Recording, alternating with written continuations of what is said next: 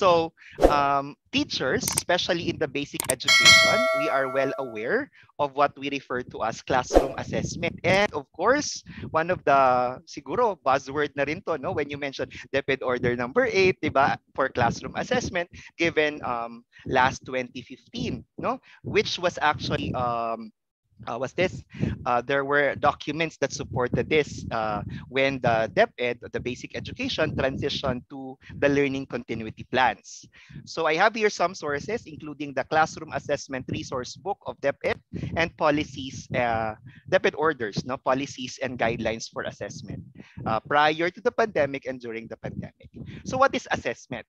According to the DepEd Order number 8 on classroom assessment or CA is basically the ongoing process of identifying, gathering, organizing, and interpreting quantitative and qualitative information about what learners know and can do. Very important yung process, yung mga in-identify natin na nag-end sa ing, di ba?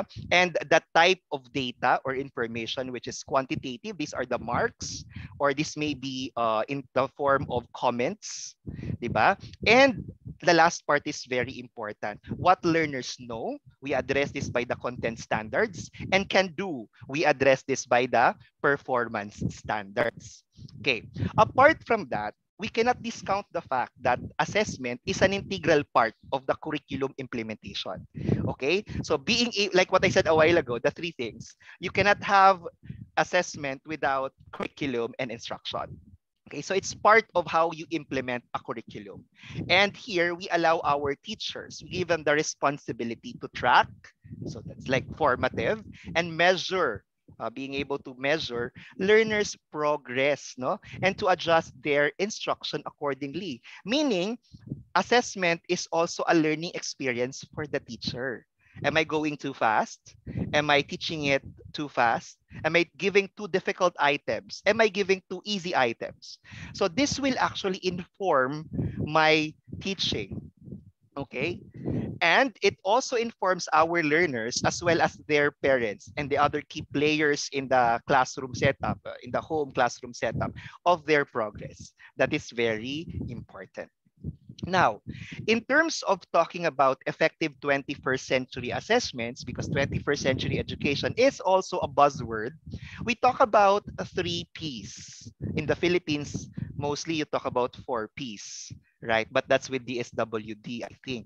But here, let's talk about 3Ps. And what do we assess? We assess three things: the process, the progress, and the performance. So it's very important to look into this. When you are teaching, the process at which you are, you engage your learners that you are a part of, you assess that. The progress of the learners, you also assess that, and their performance. So this is very interesting to take note of. So tatandaan nyo po yung 3Ps, no?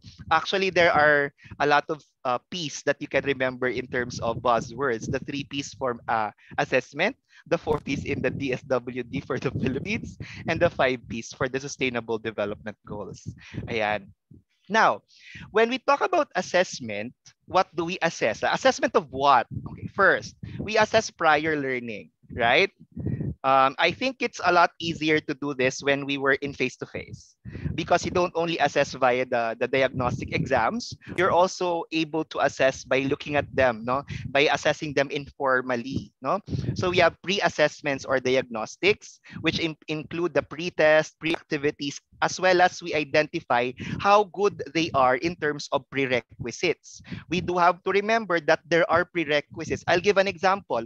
In the STEM strand of the senior high school, you should not be able to go to Physics 2 if you're not well with Physics 1, diba? Or in the same way with the other courses or subjects with prerequisites. Very important yung prerequisites.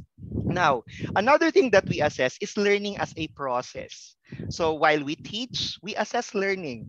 We assess learning. So we talk about formative or developmental forms of assessment. So pag nagtuturo po ba ako, nag-a-assess po ba ako? Opo. Diba? So these are activities, and of course when we teach, we have checkpoint questions. Okay? So we have we have to insert those questions along the way. Later on, I'll show some examples that will point to this. And of course, learning as an outcome.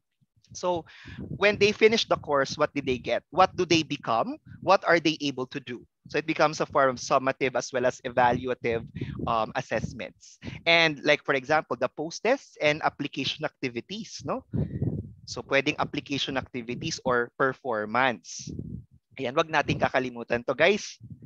Okay, so in terms of the classroom assessment resource book of DepEd, there are 5 aims of classroom assessment. Okay, what are these? Number 1, to interpret and evaluate each learner's performance against curriculum standards and competencies. That is why I've always said that the teacher must understand the curriculum. Well, basically the curriculum guide. Okay, because the standards, the competencies are there. Okay, and the teacher must study it as a whole before starting with the teaching process. Okay, so binabangga, no, we align the performance of the learners to these standards and competencies. Number 2, we would like to look at the learners' strengths and areas for improvement. San siya magaling, san pa siya gagaling, no? I think that is the most important purpose of assessment, to know where the learners are. On the part of the learners, to also know how it can be better.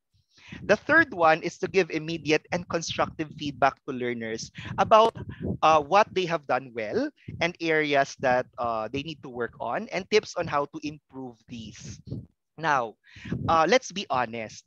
Um, During the time of the pandemic, there were instances that we weren't able to give appropriate constructive feedback because of some adjustments in the, you know, the frequent change in the community quarantine, what do you call that, the restrictions, and oftentimes you were not able to retrieve the modules as easily and so on. So most of us were just able to give and retrieve.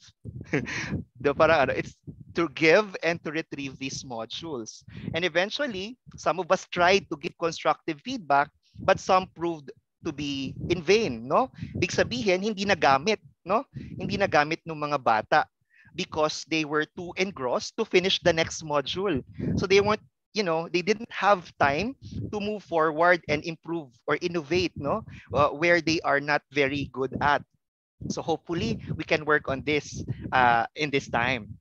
Now, the fourth one is reflect on the effectiveness of your teaching. Now, I know we are teaching differently. We have different contexts. Some of you are teaching online, some via modular, some via radio-based, some via TV, and so on and so forth. So, looking at the feedback, looking at the comments, looking at the interaction of the teachers and the learners and how we get those responses from parents and other key players, it allows us to recalibrate what we are doing in our classrooms, be it online or modular.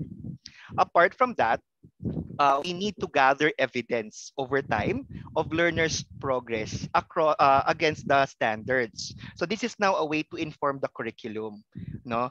A way to inform for curriculum reform, curricular reform.